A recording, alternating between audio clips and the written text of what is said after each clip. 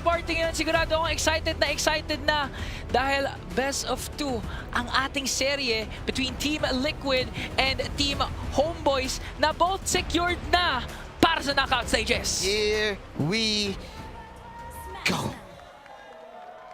Marami na mga Pinoy na nandito sa arena at marami na ring nag-cheer.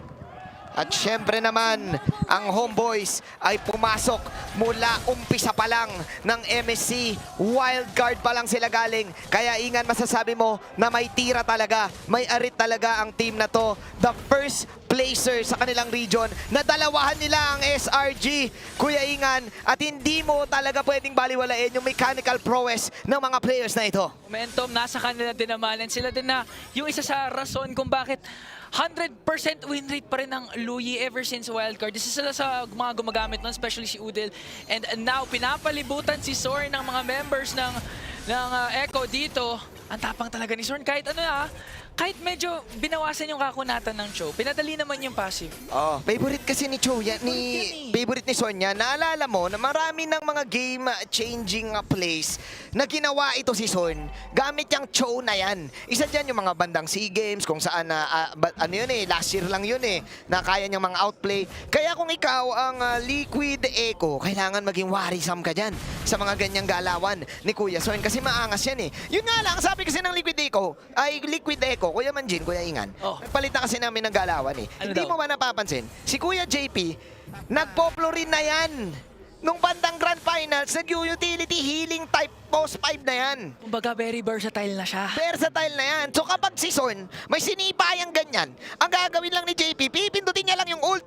Gloom lang kaagad. Gloom lang kaagad, buhay lang kaagad. So parang sinasabi natin na si JP nag-mature na tapos naging flexible pa and of course nag-improve. Si Zorn medyo pa rin, kung high risk, high reward type of player siya before, ganun pa rin siya ngayon. Pero effective pa rin kasi yun. Effective pa. Effective pa rin kasi yun. At ganun pa rin ang laruan ng Homeboys. Gera kung gera yan. At speaking of isa sa mga magigera, ang pinakang panggera dyan, si Nets. Isipin mo, Lunox Gold Lane pare. Ang tagal natin hindi nakakita ng ganyan. Ayan na, si Sono, palamang level 4. Yung talaga importante dyan Pero si Chibi makakuha ngayon ang turtle. At ngayon nagkakabanata na yung Angela, sumanim na. Pero mas nagtabi-tabi dito ang Cavalry. At doon pinagubos ni San 4D. Sabay may dalawa pang recall si Sanji. Alam mo, nakita na natin tong kind of Liquid Echo no MPL Philippines Season 13 Grand Finals pa lang. Always using the neutral objectives to their advantage. Ginagamit nilang parang trap. Parang sinasabi ni Carl TC, men, sige, kunin mo, retry mo, papatayin namin kayo. And that was a turtle. Kapalit naman ng buhay ni Chibi pati ni Zorn. Hindi yan worth it for the Homeboys. Oh, not worth talaga. Sayang, no? Kasi hindi pa level 4 si Zorn nun Yun yung talaga doon, Ingan Yun yung rule kapag bago mag-turtle. Kapag ikaw nag-ML, magra-rank kayo, dapat 4 ka bago mag-turtle. Season 1 pa lang, rule na yun Oo, nakita mo naman yung ginawa doon ni Sanji, no? Talagang sinulit niya yung kanyang feathered airstrike. Napilitan tuloy si Udil gamitan yung flicker niya. Hindi pa na to si Nets napatark kagad dahil kinakailangan talaga nila mag-ingat. Si Benny Cutie yan. Benny Cutie binalik ang kanyang Beatrix. Alam naman natin ng pag-buff. Para sa akin, buff yun yung mas pinabilis yung pagpalit niya dito. Ng mga bala, ng mga barel. Kaya naman nagamit lately ng Liquid Echo. 9.7, ito yung classic na galawan ng Liquid Echo, yung burst type gaming. Yung gera kung gera. Pag may nahuli dito si Sanji, yataps kagad. Classic combo yan. Edith tsaka Beatrix. Kahit anong bala mo dyan, pag na-knock up, yari kay Benny Cutie. Wala na no? Parang na kaagad. Death timer na kaagad. And for Homeboys naman, sila kasi yung type na team na hindi sila takot mag-risk. Kahit alam nilang 50-50% yung chance or even if at a disadvantage sila, pag may nakitang opportunity si Zorn, gagawin niya. Nakikita mo naman, no? Binangga siya ni Carl TZ, wala siyang paki. Titipi pa rin sa harap ng nila Carl TZ. Oo nga Tingnan natin. Kalmado muna ang laro. Ito pa yung problema dyan. Ano yun? Sumanib si Udil kay Chibi nang walang action na nangyayari. Ibig sabihin, Liquid Echo signal to. Kaya i-go nila yung pero si Zorn, sisipahin dito si Sanji. Zone lang muna ang gagawin dito. Tingnan natin si Udil ang maiiwan. Paunahan na naman sa turtle. Wala to si Udil. Dalawa mawawala dito sa side ng Homeboys. Nag-zoom out ang camera. Pinakita ang mga Pinoy. Kasi nga, na-retry yung turtle. Yun, nawala. Liquid Echo! Grabe, yung stampede na ginawa nila doon. Ang ganda na sana ng angle ni Zorn. Nasipa niya doon si Sanji, but the follow-up was not there. Crucial talaga yung naging pagkasan ni Udil ng ng ulti ng Angela kasi hinintay lang ng Liquid Echo na mawala yun. Tapos after mawala nun, sumugod na kaagad sila. This time, hindi lang nila ginamit yung turtle as a trap, but they also got the turtle plus 3 kills. 5 minutes in, 5 kills ang Liquid Echo. Walang sagot yung Homeboys. 0-5 at doon pinapakita ng Liquid Echo na kahit anong gawin nyo, handa kami. Eh ba, masarap ang pagkain namin. Pinatikim ko din kay Sanji kanina yung umali dito eh. Sabi niya, boss, parang masarap yung umali ah. Food trip ko nga mamaya yan. Food trip ko nga bukas yan. Kaya goods na goods ang scoreline niya dito. Goods na goods din yung parcel niya dito. At goods na goods din ang pagtatangke ni Carlito kay Zorn. Si Sanford naman yung nasipa ngayon, tinatangke na lahat. Meron pa namang ulti na pwede gamitin mamaya, pero si Zorn na naman ang nadali doon. Sabi nga ng Liquid Echo, gusto nila yung pagkain nila kanina dahil nagsinigang sila. Napaka-asim ng sinigang at mukhang maasim ulit yung kinakain nila ngayon. Manjin, dahil look at that! Benny Cutie brings down Udil. 0-7 na po ang score. Lamang na lamang ang ating Filipino representatives, Liquid Echo. Parang nagmamadali. Gusto pang habulin yung dinner sa hotel. Tama! 0-7 at gusto maging number 1 sa kanilang groups. Ako. JP, makikita pa si Chibi? Chibi? Mamba out para kay Chibi. Mamba out. Kumbaga ano na yun? Ano na yun? Gift na yun sa inyo. Na yun. Ito yun, Inga na. Nakausap ko kasi si Coach Jeff. Oh. Si Coach Jeff, ang pangalan niya, Nobody. Ang IGN niya, Nobody. Kaya niya ginawang Nobody yung IGN niya. Kasi sabi niya, sino ba naman ako na makaka-coach ng ganito? So, ibig sabihin, hindi mo pwedeng baliwalain yung kalakasan ng Homeboys. Kasi tingnan mong mabuti, wala silang kill, okay. Pero yung scaling ng damage nito late game, kailangan pa rin respetuhin ng Liquid Echo eh. Kasi lunok siya, pare. Nox yan, na alam naman natin pag naka-Wishing Lantern, kahit mismo si Carl TC makakaramdam ng kasakitan yan, pati na rin si Sanford. So it's really gonna be crucial for Homeboys to extend this game. But at the same time, Liquid Echo kasi alam nila na kinakailangan din talaga ng Homeboys na i-extend to. Kaya as much as possible, hanap ng play yung Liquid Echo, pinangungunahan parati ni Carl TC, pinangungunahan kagad ni Sanford, at hindi sila takot gawin to dahil kasalanan kasi ni JP kung ba't matapang sila eh. Kasalanan na naman ni JP kasi. Uy! Lagi na lang eh. Kahit walang ginagawa, kasalanan niya pa rin. Oo nga naman. Siyempre nga kasi may hili. Pipindutin na lang ni JP yan. Wala nang ibang pipindutin yan. Kumbaga, ikaw ba naman? Pag Florin, pipindutin mo lang yung ult, diba? Kahit nakapikit ka, kayang pindutin yun eh. Oo, tas ngayon binigay niya yung flower kay Benny Cutie, so mas tatapang na naman lalo si Benny Cutie ngayon, pero si Sanford ang pinupuruan. Nakakatakas pa kaya, ginamit na nga yung primal rat doon, pero penalty zone, pumasok din naman. Nets, nag-light na, pero parang unang tutupangan doon si Sanford. Look at Sanji, ginagamit na yung feathered airstrike, pero it's not gonna be enough dahil sumasagot ngayon ng Homeboys. Reinforcements, nandiyan ang atin si Benny Cutie. Kailangan nila makahanap ng isa para may trade na makuha dito. Nagpaulan ng mga jabombit si Benny Cutie, pero si Zorn makakatakas din naman. Homeboys, bumabawi. Finally, nakakuha ang Homeboys. At doon kailangan mag-ingat. Oh! Ow! May narinig ko sa alumin. Abot hanggang Pinas yung sigaw ng mga tao dito ah. Sa arena, narinig ko. Narinig ko yung gumanon eh. Sumipa na naman si Zorn dito. Zoom out na naman yung camera dun sa bandang gilid. Saglit lang kayo dyan. Feather airstrike para kay Sanji. Eto na si Carlito. Pero wala na siya ultimate. Dun pa lang kasi nag-ultimate na siya sa base eh. Nagmadali. Nagmadali si Carl dito. Pero alam din naman kasi ng Echo, may kalamangan pa rin sila. That's a 4K gold lead. Plus, dami nilang turrets na nakukuha. Wanting to transition ngayon sa middle lane. Hihintayin nila yung purple buff. Tapos after nun, either mag-pick off sila or gamitin na naman nila yung unang Lord para maging trap and force Homeboys to actually contest. Pero eventually, Liquid Echo, kills lang din ang hahanapin. 2-7. Liquid Echo, lalaban sila dito. Ito yung magandang strength kasi ng Cavalry. Ito yung magandang strength ng Liquid Echo. Yung willing silang lumaban, willing silang mag-take the risk. Minsan kasi pag hindi ka nag-take the risk, ang mangyayari sa'yo, regrets. Tama. Kaya ang ginagawa ng Liquid Echo dito, sige kahit meron silang sipa, kahit meron silang Lunox, laban tayo. May damage tayo eh. Para saan pa yung mga Jabombits kung hindi natin gagamitin to? Huwag natin kakalimutan, you miss the shots you don't take. It. And Homeboys really wanting to make a shot here at the Lord. Pero si Chibi nandun na nga. Siya makakakuha ng Lord! Sumasagot ngayon ng Homeboys. Liquid Echo, pumasok ang counter attack. Very cutie! Napakasakit na! Lahat nila tamaan! Sepa tutumba, Zorn mapapalayo. Nets na rin. Pero Homeboys got what they wanted. A Lord away from Liquid Echo. Ang tindi naman, sinipa pa si Benny Cutie. Oh my glove! What a kick mula kay Zorn! Kakasabi lang natin kanina. You watch the replay, Benny! Hindi kasi nanonood nanonood si Benny sa atin kanina, naglalaro kasi siya eh. Practice eh. Naglalaro siya ngayon eh. Kung narinig din sinabi natin, may mga game-changing plays kasi. Si Zorn, siya tuloy yung nataas. B!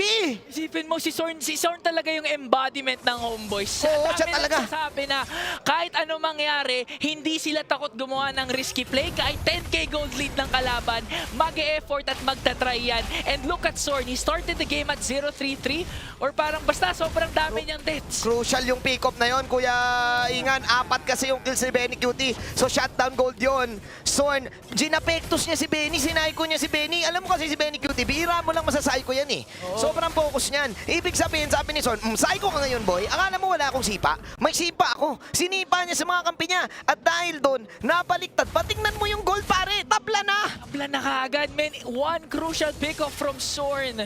Kahit that's Benny Cutie na talaga namang mahirap hulihin.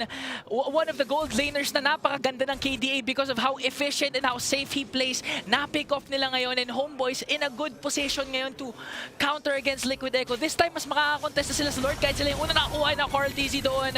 Namataan ng Homeboys. Pero, chillax lang. 4-8. Zorn na naman. Okay. Oh, pero ka-counter rin ni Sun4D. Sepat nandito din. Nag-iingat ang Liquid Echo. Ingan, parang nakakatakot kasi yung Homeboys dito nakukuha na nila yung power spike na pinag-uusapan natin. 0-3 si Nets. Walang deaths yan. So kahit na medyo nalulugi kanina yung Homeboys, okay lang. As long na buhay ang gold laner nila na si Nets. Eh alam mo naman yung damage ni Nets, yung mga Chaos Bolts. Percent magic damage yun eh. Oo, tsaka ay no, tingnan natin yung item ha. Okay, medyo may kasakitan na nga talaga dito si Nets ngayon. So hindi na tayo magtataka kung si Carl TZ mismo ay mapapatunaw niya, pati na rin si Sanford. Unawi. Kayang-kaya na talaga mantunaw ng Homeboys. And at the same time, hindi nga si Nets na yung sinasaniban kasi isang light lang makakataka siya. Pero si Zorn muna yung una na naman. Ay, kanina ka pa! Ito na yung kill na hinihintay ng Liquid Echo with their Liquid Stampede. Chibi ngayon na napapatakbo. Anong plano ngayon ng Homeboys? Narinig ni Benny, sabi ni Benny, aba marami palang game-changing. Kami rin naman. Marami din kami mga game-changing. Bakit nyo naman siya yung pinag-uusapan? Siya tuloy yung na-deads. At dahil doon, nanalo pa ang Liquid Echo sa pagkuha ng mapa na ito. At mukhang sila pa makakakuha ng pwesto. Ingan, sila makakakuha ng pwesto. 10 segundo para sa Lord. Mauuna sila sa Lord. Ay, kaso nakabang yung nakabang yung Wolf. Habang yung Wolf, pero sama-sama naman dito ang Liquid Echo. Again, si JP ay naka-Florin. So kahit maging aggressive yan si Chibi or either si Nets, isang Gloom lang is all they need Oo. for Liquid Echo to sustain the damage na pwede manggaling sa Homeboys. Pero Homeboys pa nga yun, nagsisimula ng Lord Sword. Hindi na tuloy yung Sipa. Sanji, safe na safe dito ngayon. Chibi, sinaniban na nga. Sinaniban na. Nagka-counter go ang Homeboys. Nagdalawang isip siya dun sa Sipa. Do, Sanji popping. The Feather Death Strike. Nandito si Carlito. Susugod. Nag-aabang sa lahat. Si Sepat. Sinisepat niya lang lahat. Hindi pa pinapap yung penalty zone. Si Son ngayon ay volado. Eto na. Flicker in. Huli ka, boy! Dinalawahan ni Benny Cutie. And the crowd goes wild. Nets ko po. Nets sumasagot ngayon ha. Medyo matapang pa rin Sanford. Onto the backline. Si Chibi ang kanya namataan. Pinangapakan ni Carl TZ. Ginawa na kay Primal Rat. Napakasakit na ni Sanford. Sanford! Pero si Nets ngayon nakakapag-line. Chibi ang mamataan niya. Masakit na. And Liquid Echo sa amin ang Lord ngayon. Sniper! Sniper Reno! Sniper! Patay ang Germs! Patay ang Germs. Nag-exhibition lang. Nag-exhibition lang. Nag-practice lang. Nag-practice lang. Nag-practice lang. Warm up lang yan. Warm up lang. Warm up lang. Painit lang. Warning shot. Warning shot lang. Wala namang mawawala. Wala nang mawawala. Hindi naman naubusan ng bala yan eh. Tama, di ba? Kaysa tumipi ka, mag-warning shot Warning ka na shot. lang. Oo. Lahat kayo pa-recall. Yung si Benny Cutie, warning shot. Para maiba. Para maiba, di ba? Nag-cool down din naman eh. Oh.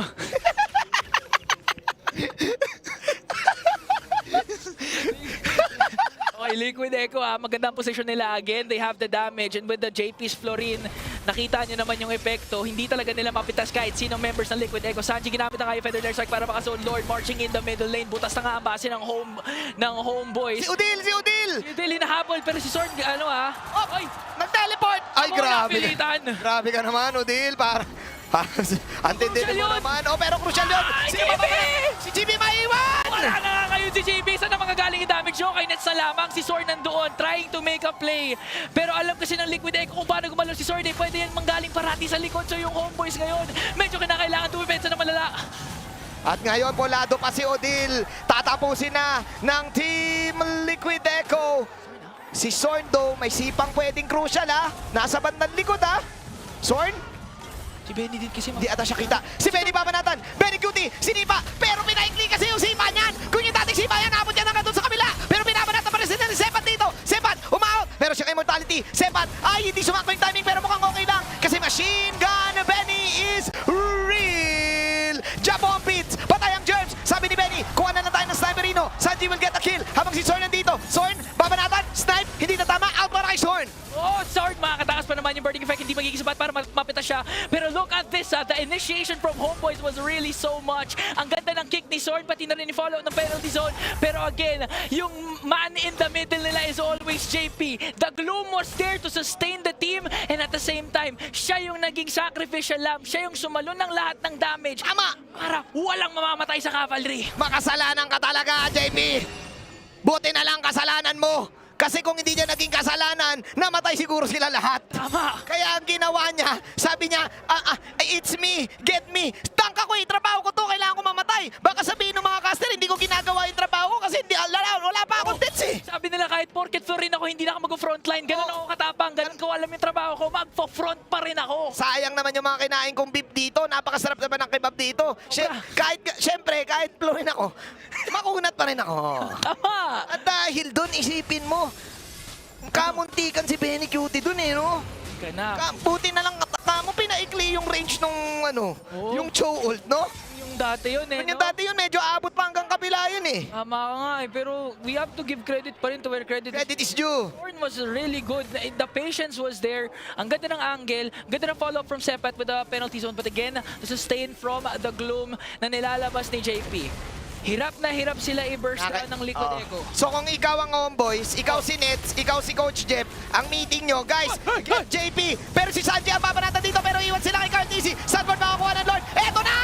Ayan na nga, tumatakbo na nga ang Homeboys ngayon pa uwi. Pero ayaw sila pa uwi ni Carl TC. Nakuha nga ng Liquid Echo yung Lord ngayon, pero si Sword naiipit ng 4. Hinahabol pa rin. O, Sanford, ginamit na nga yung Primal Wrath para makatakas yun, para mapalayo yung members ng Homeboys. Pero Sword, saan ka Huli ka napupunta? nga, Kasi Pe! mismo si JP nag-flicker na. Sanford nakakaramdam ng kanyang kasakitan. And that's 2 members down for Homeboys. Huli ka! Pero hindi ka kulong, Son! 5 to 15! Eto na yun, Ingan! Liquid Stampede! Uy, ikakat! Ikakat! Inakat na nga dyan lang ngayon. Sepa, naganda ng pagpasok ng penalty zone. Pati na rin Winter Crown. Pero tuto pa sila lahat. Naku po, kailangan mo na umuwi dahil may mix na natira. Liquid Echo will bring down Homeboys as they TP pa!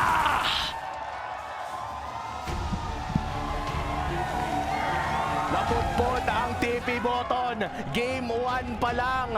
Sorn na nakapag-Joe. Sorn na na 1-6 ng Liquid Echo.